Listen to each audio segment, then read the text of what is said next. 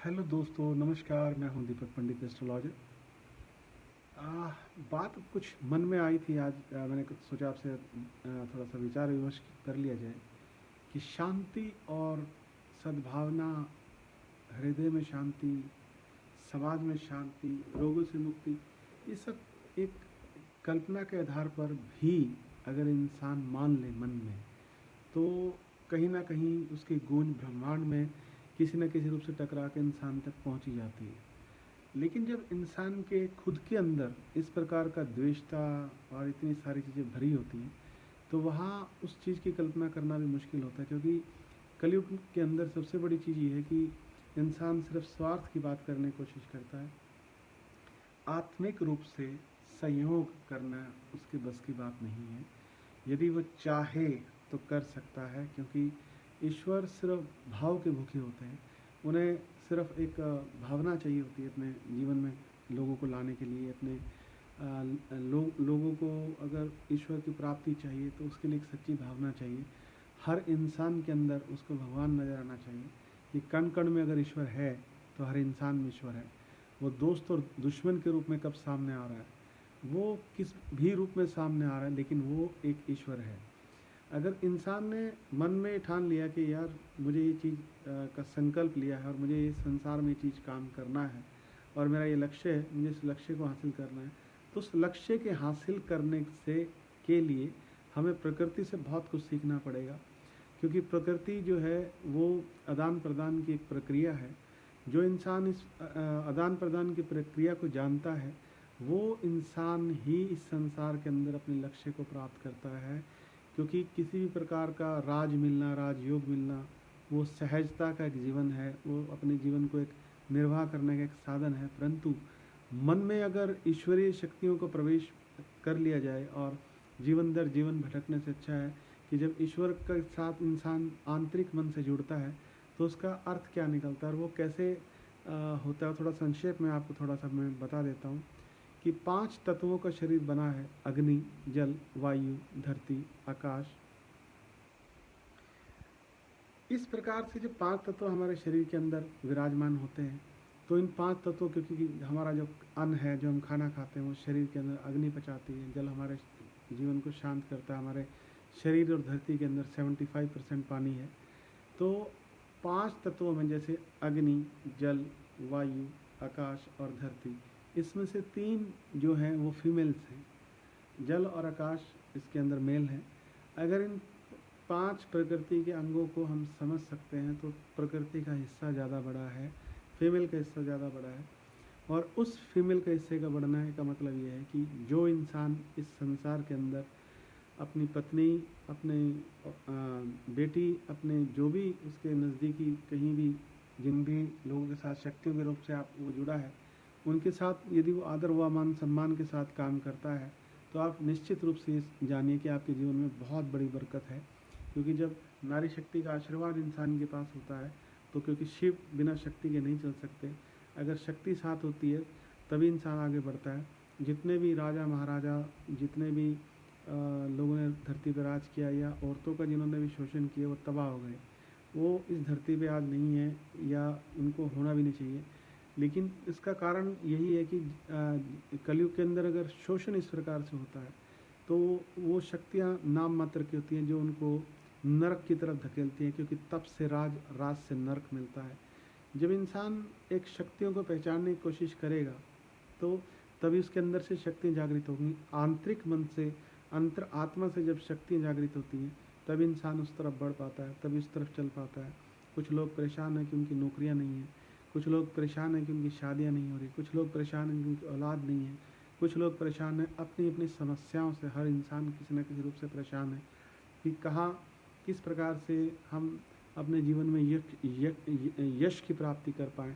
क्योंकि मेरे पास बहुत से लोग आते हैं कि सर हम बहुत लोगों की हेल्प करते हैं, बहुत लोगों की मदद करते हैं, हमें यश की प्राप्ति नहीं होती। जब इंसान पहले ही यश की प्राप्ति की कामना करके भला करने की कोशिश करेगा, तो उसे यश की प्राप्ति कभी भी नहीं हो सकती, उसे पुण्य का कर्म कभी भी नहीं मिल सकता। क्योंकि उसका आधार स्वार्थ के ऊपर निर्भर करता है। क्योंकि उसने एक स्वार्थ को आगे रख के काम किया है, स्वार्थ को चलायमान करके उसने ये चीज़ सोची कि अगर मैं ऐसा करता हूँ तो मुझे पुण्य मिलेगा, मुझे नाम और समाज में काम मिलेगा, मुझे मेरा नाम और शोहरत होगा संसार में। परमात्मा ये नहीं चाहते। उनके जीवन में इस प्रकार से किसी भी प्रकार के, जिस तरीके से पहले ऋषि मुनि जो तप किया करते थे तो ईश्वर प्रसन्न होकर उनको वरदान दिया करते थे, ऐसे असुर भी थे।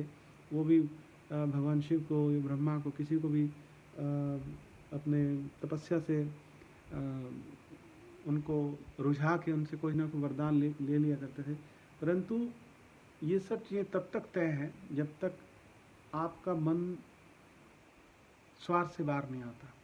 मैं आपको एक किस्सा सुनाता हूँ बहुत अच्छा, आपके जीवन में बहुत काम आएगा ये। कि एक माँ और एक बेटी मेरे पास आए। बेटी की शादी हो चुकी थी और वो बेटी बोली कि मुझे उस घर में नहीं जाना, मैं बहुत दुखी और परेशान हूँ। मैंने उससे पूछा कि परेशानी क्या है? कि मेरी सास और मेरी जो जेठानी है मुझे बहुत तंग करती हैं, और मुझे वहाँ, मैं कितना भी किसी के लिए कुछ कर लेती हूँ तो मुझे कोई भी वहाँ पसंद नहीं करता, और मुझे बहुत सुननी पड़ती है और मुझे बहुत आत्मग्लानि होती है वहाँ पे। मुझे किस चीज़ के लिए सुनना पड़ता है? तो वो बोली कि भाई कुछ भी मैं काम करती हूँ तो मुझे टोका टाकी होती है या कुछ होता है। मैंने उससे एक बात समझाई जो उसके शायद समझ में आ गई, और वो उसी दिन अपने घर चली गई। वो बात क्या है, मैं आज आपसे डिस्कस करना चाहूँगा उस बारे में।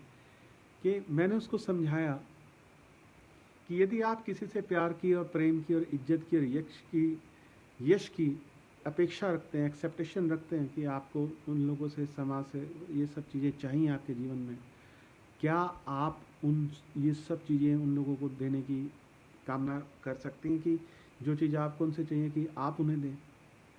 वो कैसे होता है वो मैं आपको समझाता हूँ।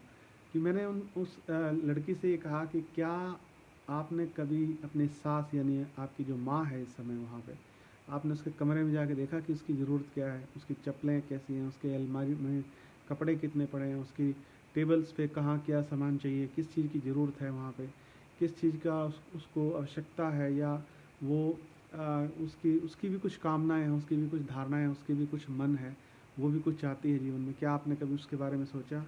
क्या आपने अपनी जेठानी के बारे में कभी प्रेम और कभी सद्भावना या उस तरीके से सोचा कि क्या मैं इनकी ज़रूरत पूरी कर सकती हूँ? यदि आप बाज़ार गए हैं, अगर आप बाज़ार से उनको फ़ोन करके बोलते हैं कि मैं बाज़ार में हूँ, आपके लिए कुछ लेके आना है, आपके लिए कुछ सामान लाना है, नहीं भी वो ना करती हैं या आपको फ़ोन करने की ज़रूरत भी नहीं है, तो भी आप उनके लिए कुछ ना कुछ यदि सामान घर में लेके आते हैं, तो एक आंतरिक प्रसन्नता होती है कि कोई उनका ख्याल रखने वाला है। भले आपकी गलती ना हो, आप पीछे से जाके उनको आलिंगन करें, उनके गले मिले पीछे से, और आपकी गलती ना होते हुए भी अगर आप उनको बोलते हैं कि सॉरी मम्मा, गलती मेरी थी, आपकी नहीं है, तो ये एक ऐसी प्रक्रिया होती है जिससे कि सामने वाले को आपकी आदत पड़ जाती है, और आपका ही नाम, आपका ही वर्चस्व घर में चलता है। क्योंकि मैंने उनसे ये कहा कि क्या मैं ऐसा कर सकता हूँ कि आपके इशारे के बगैर पूरे घर में पत्ता भी ना हिले? कहते इम्पॉसिबल है, ऐसा संभव नहीं है, ऐसा नहीं हो सकता। मैंने कहा अगर मैंने कर दिया तो कह रहे आप बताइए कैसे हो सकता है? क्योंकि प्रेम एक भावना, एक फीलिंग्स एक ऐसी चीज़ होती हैं, जब इंसान एक कुर्बानी की भावना रखता है, दोस्ती और प्रेम उसी पे अडिग होते हैं, उसी के ऊपर उनकी स्थापना होती है। कि आपको गालियाँ दे रहा है सामने वाला, लेकिन आप उसके लिए उपहार लेके जा रहे हैं।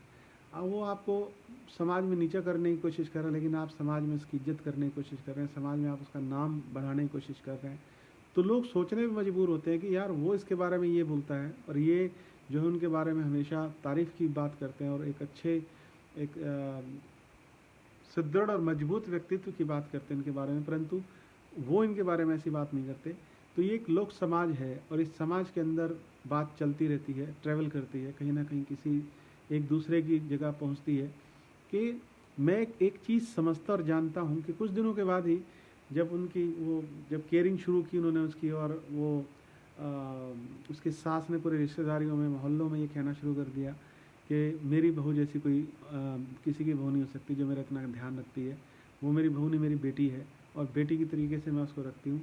वो एक द्वेषता ख़त्म होती है। सबसे पहले द्वेषता आपको अपने अंदर से ख़त्म करनी पड़ेगी। वो सामने वाला गुलाब है लेकिन कांटों पे लगा हुआ है। गुलाब भी चाहिए लेकिन कांटों के ऊपर से जाके आपको गुलाब मिलेगा, लेकिन उस गुलाब को पाने के लिए आपको थोड़ी सी मेहनत तो करनी पड़ेगी ना।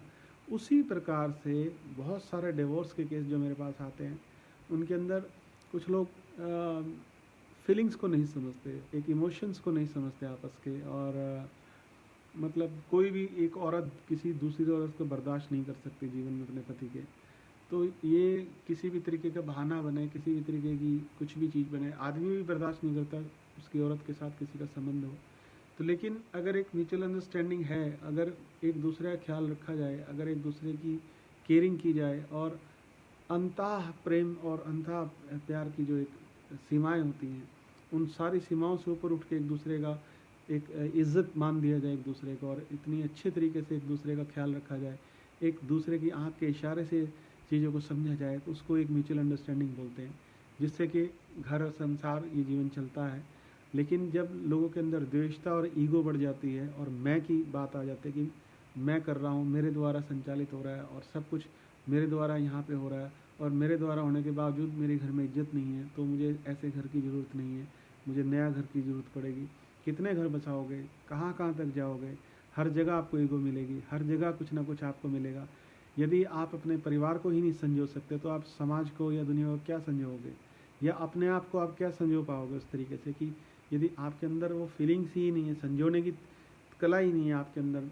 कुछ लोग सुसाइड कर जाते हैं, कुछ लोग घर से भाग जाते हैं, कुछ लोग चीज़ों को छोड़ देते हैं। लेकिन उन लोगों को तो देखो ना, उनके रिश्तेदार हैं, उनके बच्चे हैं, उनके आस पड़ोस के लोग हैं जिन्हें दुख और तकलीफ़ होती है इस चीज़ के से कि मात्र एक स्वार्थ के लिए, मात्र किसी आज़ादी के लिए, मात्र किसी ईगो के लिए अगर आपने ये कदम उठाया है, तो उस कदम उठाने के पीछे गलती आपकी भी हो सकती है। और अगर आपकी गलती कहीं शो ऑफ हो गई है, तो वो एक गिल्ट की तरीके से आपको अंदर से गिल्ट दे रही है, जिसकी वजह से ये आप सामना नहीं कर पा रहे उस चीज़ का। परंतु ऐसा नहीं है। यदि आप आंतरिक मन से, अंदर के मन से अपने परिवार को, अपनी पत्नी को या अपने पति को अच्छे तरीके से चाहते हैं और उस चीज़ को क्षमा कर देते हैं, या किसी भी प्रकार से कोई भी आपके बीच में ईगो है, मिसअंडरस्टैंडिंग है, कुछ भी है, उस चीज़ को अगर आप निकाल देते हैं अपने दिमाग से, और एक दूसरे के प्रति भावना एक बार नहीं, 2 बार नहीं, 3 बार नहीं, 10 बार नहीं, 20 बार नहीं, 50 बार नहीं, 100 बार नहीं, चाहे 1000 बार करनी पड़े, वो एक ऐसा एक माध्यम है, एक ऐसी एक सोच है, एक ऐसी सहन शक्ति है कि बहुत सारे लोग बोलते हैं जी बहुत सहन किया है। आप समझ नहीं सकते, जिसके ऊपर बीतती है वो जानता है। मैं एक चीज़ जानता हूँ कि प्रेम के सामने भगवान प्रकट होते हैं, भक्ति के सामने भगवान अंदर से जागृत हो सकते हैं। तो मात्र इंसान की क्या औकात है कि वो आपकी भक्ति को, आपके प्रेम को नकार सके। तो वो क्षमता नहीं होती है, लेकिन एक गहरा विषय है। इस गहरे विषय के ऊपर यदि आप समझ सकते हैं उस चीज़ को, कि आप कहाँ तक उस चीज़ के अंदर उतर सकते हैं उस चीज़ को समझने के लिए, तो ये बहुत बड़ी महत्वता है समझने और सोचने की, कि यदि पारिवारिक तौर से एक दूसरे के आपसी संबंध मजबूत होंगे, रिश्तेदारियाँ मजबूत होंगी। जो लोग ये सोचते हैं कि उनके पास काम धंधा नहीं है, बेरोजगार हैं, या उनके पास कोई रोज़गार इस प्रकार से नहीं कि अपना लालन पालन अच्छा कर सके, या उनकी पत्नी पैसे से खुश होती है, उनके बच्चे पैसे से उनकी इज्जत करते हैं। तो आज के युग के अंदर, 21वीं सदी के अंदर इतना काम है संसार के अंदर, 700 करोड़ लोग और 200 कंट्री हैं, कि आप कहीं भी एक कुल्हाड़ी मार सकते हैं तो उस कुल्हाड़ी से जल की प्रवाह हो सकती है। जैसे एक प्राकृतिक तौर से चीज़ें समझा देता हूँ आपको, कि जब अग्नि जो है जल को उबालती है तो वो वाष्प बन के आसमान में जाता है, आसमान में वो बादल बनता है, बादल बन के फिर बरसता है, और जब बरसता है तो धरती के अंदर तक जाता है। वही अग्नि जो धरती के अंदर विराजमान है, वो अग्नि उन जो वो बीज अंदर लिए हुए हैं, उन पानी से बह के, मिट्टी के भाव से वो जो बीज ज़मीन के अंदर आए, उनके अंदर अग्नि पैदा करके वृक्षों की उत्पत्ति करती है, और वृक्ष जब बड़े होते हैं तो लकड़ी बनती है, और लकड़ी के अंदर आग होती है। ये एक आदान प्रदान की प्रक्रिया है जीवन की। यदि इस प्रकार से अपने जीवन को आप सहजता से जीने की कोशिश करते हैं, तो पहले आपको नम्र होना पड़ेगा, आपको नम्रता के हिसाब से आगे आना पड़ेगा, आपको प्रेम के भाव से आगे आना पड़ेगा, अपने आप को उस प्रेम के प्रति इतना तो प्रोत्साहित करना पड़ेगा, इतना भरना पड़ेगा आपको अंदर, कि जो एक्सेप्टेशन आपको लोगों से है, वो एक्सेप्टेशन आप अपनी तरफ से भी लोगों को देने की कोशिश करो। जिससे कि अगर आप समाज को खुद अपने हिसाब से चलाना चाहते हैं, तो आपको भी उस समाज के साथ चल के अपने आप को वो जो चीज़ें आप चाह रहे हैं वो उनको देनी पड़ेंगी। क्योंकि आपका बगीचा जो है, वो उसमें किस प्रकार के फूल खिलने चाहिए, किस प्रकार के पौधे होने चाहिए, किस प्रकार की ग्रीनरी होनी चाहिए, वो आप निर्धारित करते हैं। तो सामने उसके अंदर खरपतवार भी होते हैं, जंगली घास भी होती है, लेकिन उसी प्रकार से आप उस घास को निकालते रहते हैं, उस खरपतवार को निकालते रहते हैं, उस अनचाहे जो चीज़ें उसके अंदर पैदा होती हैं उसको भी आप निकालते रहते हैं। तो ये सब चीज़ें तभी संभव होती हैं जब आपका मन एक जगह स्थिर हो। वो स्थिरता ये है कि यदि आपके अंदर प्रेम है, यदि आपके अंदर भावना है, यदि आपके अंदर फीलिंग्स हैं, और आपके सामने कोई भी चीज़ टिक नहीं सकती, क्योंकि भक्ति और शक्ति एक ही चीज़ है।